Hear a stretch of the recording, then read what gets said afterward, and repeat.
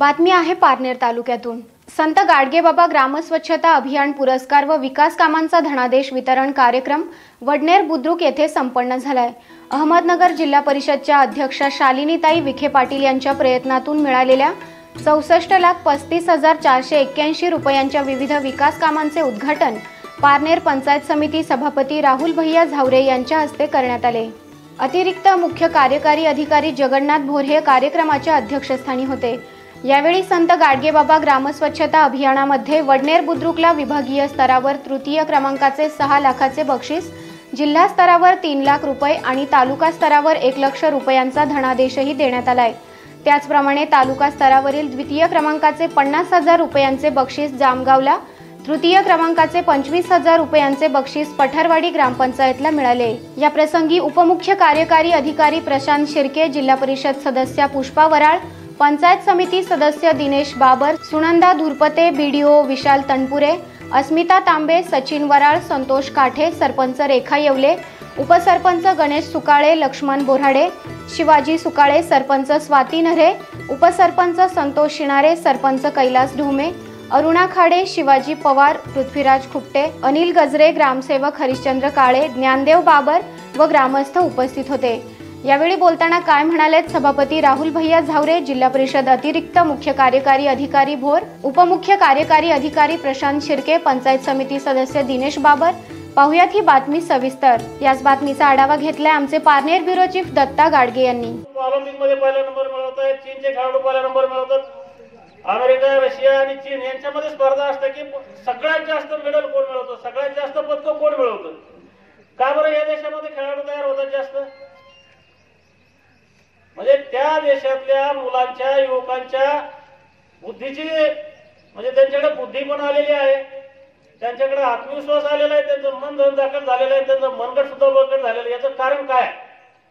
याची पेरणी आता आपण जी पेरणी करतो ना, ही पेरणी त्यांनी 25-30 वर्षापूर्वी केलेली आहे। माणसाला जर मानसिक दृष्ट्या, भावनिक दृष्ट्या आणि शारीरिक दृष्ट्या सक्षम व्हायचं असेल तर त्याचं आरोग्य चांगलं राहिलं पाहिजे। एक 70-80 वर्षापूर्वी किंवा भारत स्वतंत्र झाला त्यावेळेस चीन मधल्या सरासरी लोकांची जी काही उंची आहे सरासरी ती आमच्यासारखी होती, परंतु आज चीनच्या त्या सगळ्या लोकांची उंची जर पाहिली तर ती भारतातल्या सगळ्या लोकांपेक्षा उंच आहे। अमेरिकेमधली माणसं उंच दिसत आहेत। यांचं आरोग्य आलं कुठून? एक साधं सोपं कारण आहे, आरोग्य आलं कुठून? सगळ्या आपल्या आरोग्याचा मार्ग जो आहे तो शौचालयातून जातो मित्रांनो, आणि ते चांगलं काम तुम्ही घेतलेलं म्हणून तुम्हाला परत एकदा सांगतो की आपण जसं आता आपण कुठे घर भाड्याने घेतलं तर आपण त्या ठिकाणी भाडं देत असतो, परंतु इथे बसलेल्या प्रत्येक माणसाच्या पोट्यामध्ये अशा प्रकारचे भाडेकरू आहेत की ते भाडं देत नाही परंतु भाडे घेतात। जनता नावाचा भाडेकरू प्रत्येकाच्या, माझ्या इथे बसलेल्या टेबलच्या याच्यावरती सुद्धा जनताची जंतू असणार आहे। तुम्हाला सांगतो सगळ्यांच्या पोटामध्ये जनता असतात, आणि आपण जे काही खातो, आता इथे मस्के मॅडम बसलेले ते त्यांना म्हणजे ते साक्षीला आहे, आपण जे काही खातो त्याच्यातला निम्मा अर्ध तेच खातात, आणि म्हणून आपण जनता निर्मूलनाची मोहीम सुद्धा मागच्या 10-15 दिवसापूर्वी राबवली। कारण का?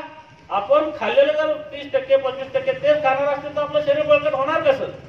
आणि मग हे जनता जर घालवायचे असतील तर त्याला पर्याय काय? जनताचं कसं असतं की जनताचं अंडी पोटात गेली, एका सुईच्या डोक्यावरती 10-15 मावतील अशा पद्धतीची अंडी असतात, ती अंडी पोटात गेली की पुन्हा त्याचे जनता तयार होतात, पुन्हा विष्ठेवाट्यात त्या अंडी पडतात, पुन्हा ते सगळीकडे जातात, मातीमध्ये धुळामध्ये ते जातात, आणि पुन्हा ते चक्र चालू असतं। हे चक्र जर तोडायचं असेल, ती जी जनताची अंडी आहे ती अंडी महिना जिवंत राहतात, आणि ती जर जनताची अंडी पुन्हा उबवली गेली नाही पाहिजे, पुन्हा ती अंडी पासून जनता तयार झाली नाही पाहिजे, तर ती अंडी सडवली पाहिजे। त्याचा पुन्हा मातीशी संपर्क येता कामा नाही, त्याचा पुन्हा आपल्या कोणाशी संपर्क येता कामा नाही, तर ती जमिनीच्या पोटात गाडलीच गेली पाहिजे। आणि आपण सर्वांनी चांगल्या पद्धतीचं काम केलं, पारनेर तालुक्यात विशेषतः सभापती महोदय आणि त्यांच्या सगळ्या टीमने अत्यंत चांगल्या पद्धतीचं काम केलं।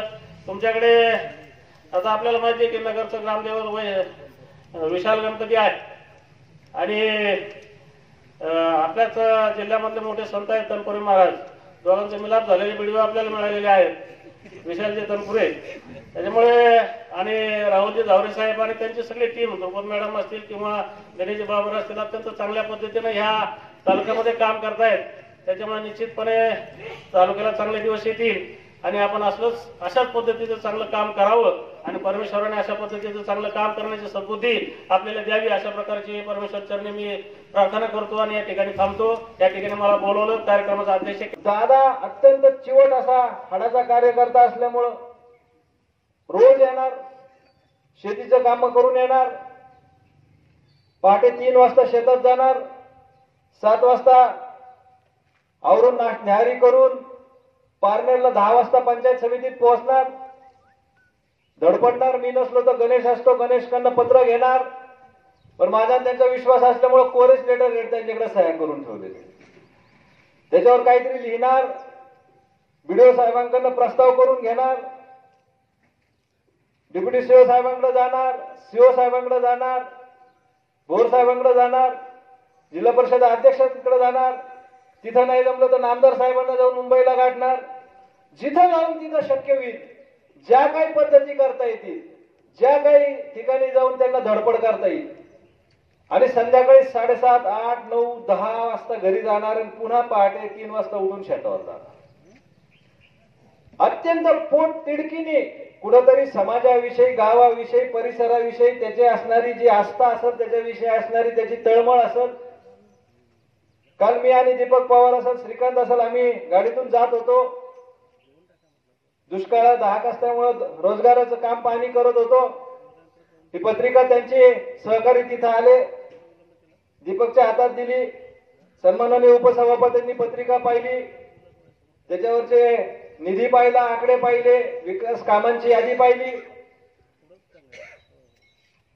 माझे सहकारी म्हटले की भैया दादांचं वैशिष्ट्य मानलं पाहिजे की एवढा सगळं ते करतात, त्यांच्याकडनं आम्हाला शिकावं लागेल की कशा पद्धतीने आपल्या गटाचा विकास करता येईल. अत्यंत पोट तिडकीने त्यांनी सातत्याने 2 वर्ष पंचायत समितीच्या पातळीवर असेल, जिल्हा परिषदेच्या पातळीवर असेल, राज्य सरकारच्या पातळीवर असेल, जिथं जिथं ज्याचा जाऊन वापर करता येईल, जिथं जिथं ज्याच्यापाशी जाऊन भांडता येईल, जी कोणती योजना आणता येईल, त्यासाठी जे काही कागदपत्र पूर्ण करावे लागतील, ज्या कुणाच्या पाया पडावं लागेल, आणि हे सगळं करत असताना कधीही त्यांनी गाव पातळीवरचा, तालुका पातळीवरचा, गटाच्या पातळीवरचा, जिल्हा पातळीवरचा राजकारणाचा स्पर्श त्याला होऊन दिला.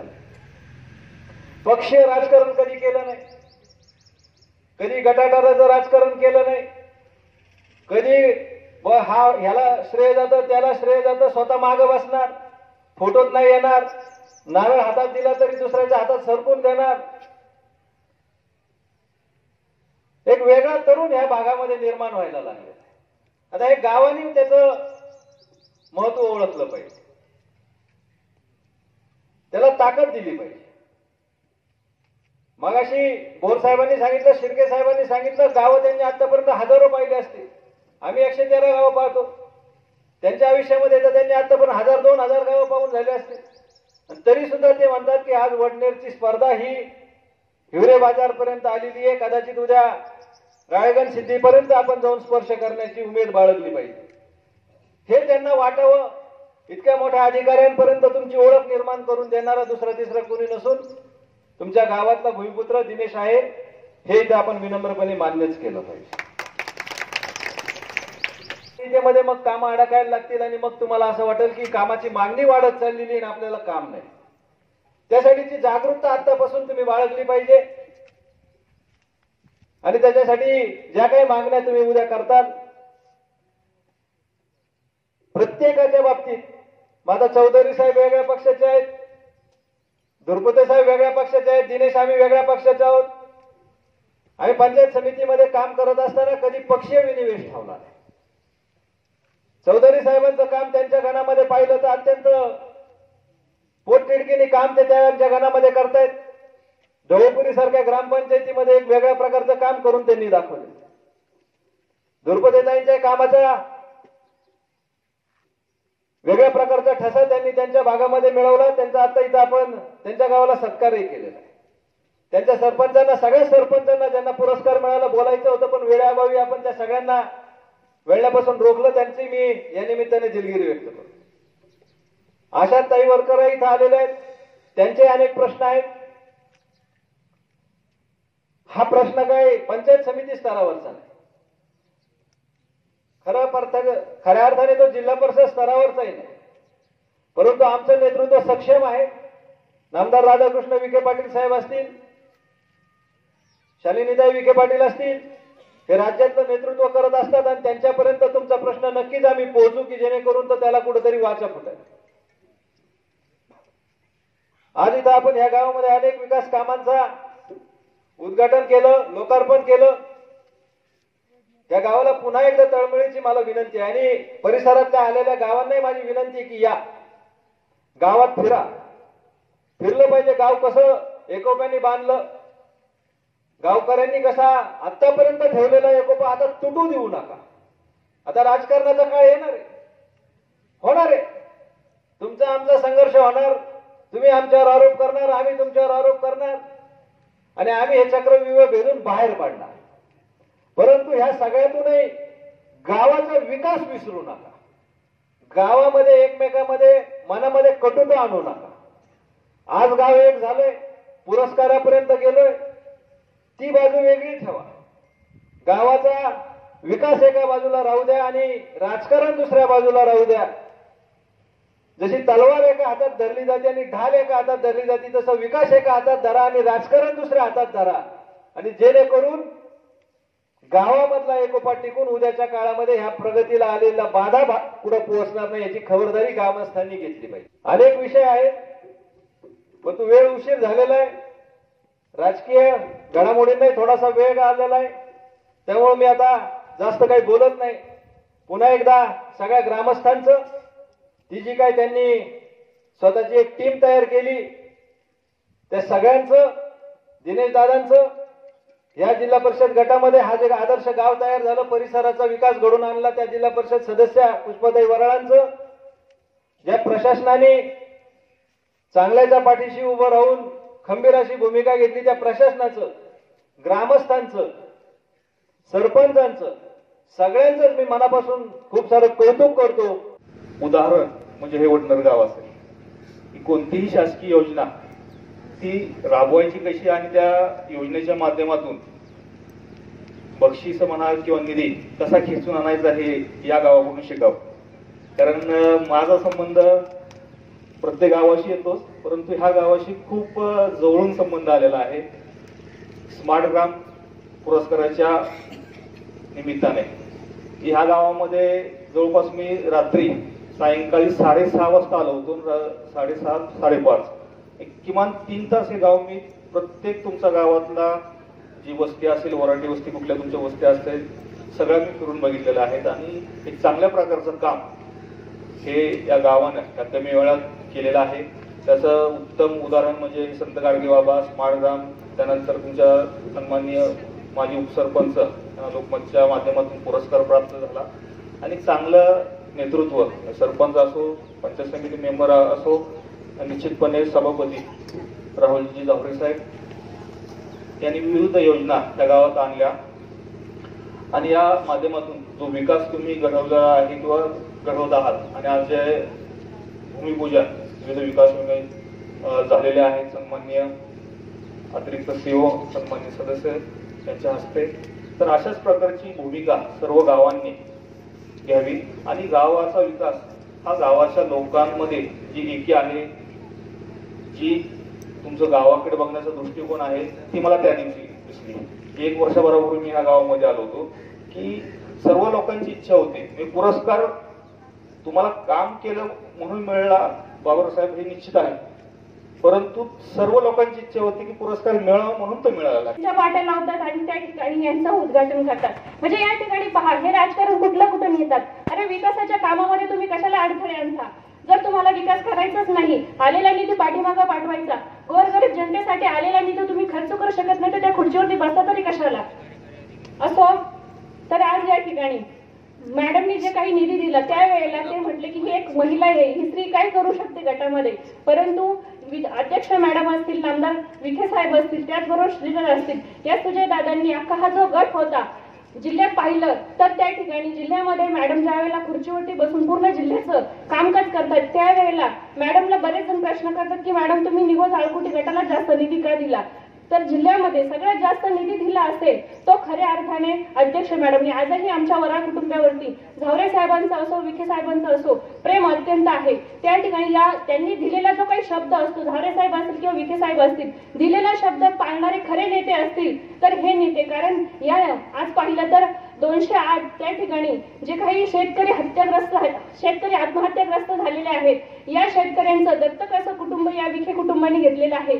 त्यांची संपूर्ण जबाबदारी या कुटुंबाने घेतलेली आहे. खरं तर टीका करणाऱ्यांना काय जातात, टीका करणारे फक्त टीका करतात, पण प्रत्यक्ष कामकाज कसं करायचं, अगदी सर्वसामान्यांचं, अगदी एखादे वयोवृद्ध जरी असले तर वयोवृद्धांची सेवा कशी करायची हे खऱ्या अर्थाने ज्यांनी जाणलं त्यांनाच माहिती का विखे कुटुंब काय आहे. आज विखे कुटुंब कधीही बघत नाही का हा नेता कोणता, तो नेता कोणता, किंवा हा किती श्रीमंत, तो किती श्रीमंत, या गोष्टीचा तो कधीही विरोध करत. खऱ्या अर्थाने सर्वसामान्यांचा नेता असेल तो खऱ्या अर्थाने विखे कुटुंब आणि झावरे कुटुंब असो. आज या ठिकाणी आपण सर्वजण त्या ठिकाणी उपस्थित झाले आणि आम्हाला बोलून जी काही संधी दिली त्याबद्दल मी आपले सर्वांचे आभारी आहे. आणि इथून पुढच्या काळामध्ये ज्या काही अडीअडचणी असतील, आताच आशा वर्करांनी जो प्रश्न मांडला तो प्रश्न निश्चितच सभापती साहेब असतील, आम्ही असो, हा निश्चितच विखे साहेब मॅडम पर्यंत पोहोचवण्याचा प्रयत्न करू आणि निश्चितच तिथून काही ना काही मार्ग काढण्याचा निश्चितच प्रयत्न करू. आज या ठिकाणी खरंच कौतुक वाटतं या गावाचं. एक आदर्श महिला काय करू शकते. आपण म्हणतो की एका पुरुषामागे स्त्रीचा त्या ठिकाणी हात असतो, परंतु एका स्त्रीच्या मागे आज या ठिकाणी पुरुषाचा हात असतो हे त्यांनी दाखवून दिलं. तर आज या ठिकाणी एक आदर्श महिला काय करू शकते हे त्यांच्या उदाहरणातून किंवा त्यांच्या याच्यातून त्यांनी दाखवून दिलं. आज या ठिकाणी सरपंचांना हसायला येते का माहित नाही मला का हसायला येते, कारण महिलांना व्यासपीठ आहे, हक्काचं त्यांना मिळू दे ना त्यांचं, तरच त्या महिला पुढे जातील. आरक्षण 50% शासनाने केलेलं आहे. जामगावला 50,000 रुपयाचं पारितोषिक मिळालं आणि तृतीय क्रमांक पटवाडीत झाला त्यांनाही 25,000 रुपयाचं पारितोषिक मिळालं. या सगळ्या रकमा आज पंचायत समितीला प्राप्त झाल्यानंतर त्या रकमांचा धनादेश आपण सर्व मान्यवरांच्या त्या ठिकाणी करणार आहोत. जिल्हा स्तरावरती विभाग सांगितलं तसं आम्हाला मिळालं द्वितीय क्रमांक 3 लाख रुपये, विभाग स्तरावरती 6 लाख रुपये. विविध योजना ज्या राबवतो सभापती होते तुम्ही आणि पुष्पाताईंच्या सहकार्याने, त्यावेळेस आमच्या सगळ्या गाण्यात जेवढी गाव आहेत या गाण्यामध्ये आम्ही एक योजना घेतली स्वच्छ भारत मिशन अंतर्गत. या मिशन अंतर्गत जे काय धनादेश वाटायचे आपल्याला त्यामध्ये वडनेर बुजुर्गला आपण पैसे देतो आज सर्व मान्यवरांच्या हस्ते. आणि गेल्या 2 वर्षाचा इतिहास आहे सभापतीमध्ये, तुम्ही याला साक्षीदार आहात, बीडीओ साहेब आहे, सगळं प्रशासन आहे. इथून मागं सगळ्या ग्रामपंचायतीला पैसे खाता येत होते किंवा आमच्या सगळ्या लोकप्रतिनिधीच्या पाठीमागं जावं लागायचं, पंचायत समितीत यावं लागायचं. परंतु आम्ही निघून पंचायत समिती गणामध्ये पुष्पाताईंच्या नेतृत्वाखाली काम करत असताना एक निर्णय केला की कोणत्याही ग्रामपंचायतीला पारलेलं आलं नाही पाहिजे. आपण सदर मंजूर रकमेचे धनाचे थेट त्या गावामध्ये जाऊ. पाठीमागच्या काळामध्ये आम्ही सोलरचे इथं वाटले, निगुजला दिले, राळेगण थेरपाळ दिले, मावळेवाडीला दिले. आणि असं सगळं करत असताना आता सुद्धा गुणवरा गाडील गाव, राळेगण थेरपाळ, कोकडी, मावळेवाडी, शिरपूरला आपण धनादेश आहे. अशा प्रकारे सगळं काम होत असताना गावात निश्चितपणे आमच्यावर प्रेम केलं. तुम्ही प्रशासन आमच्या पाठीमागे उभं राहिलात आणि म्हणून आज आम्ही 62 लाख रुपयाची कामाचं लोकार्पण करू शकलो. आज या कार्यक्रमाच्या निमित्ताने सगळे उपस्थित झालेले सर्व मंडळांचं स्वागत करतो, आभार मानतो. अध्यक्ष मॅडम जर आले असते सभापती महोदय आणि बोर साहेब तर आमचा आशा वर्करचा एक प्रश्न होता की त्यांच्या मानधनामध्ये कुठल्याही प्रकारची वाढ झालीच पाहिजे, कारण खूप मोठा प्रश्न त्यांचा आहे. पारनेरला जो कार्यक्रम झाला त्यामध्ये सुद्धा त्यांनी अपेक्षा व्यक्त केली आणि त्यांना शब्द दिला की अध्यक्ष मॅडमच्या माध्यमातून तुमच्या जे आशा वर्करचा प्रश्न आहे मानधनाचा तो सोडवू. परंतु आज सभापती महोदय आणि बोर साहेब तुम्हाला विनंती आहे, पुष्पाताई तर कायमच आमच्या सोबत आहे, आशा वर्कर सोबत आहेत, आमच्या हा मानधनाचा प्रश्न तातडीने सोडवावा.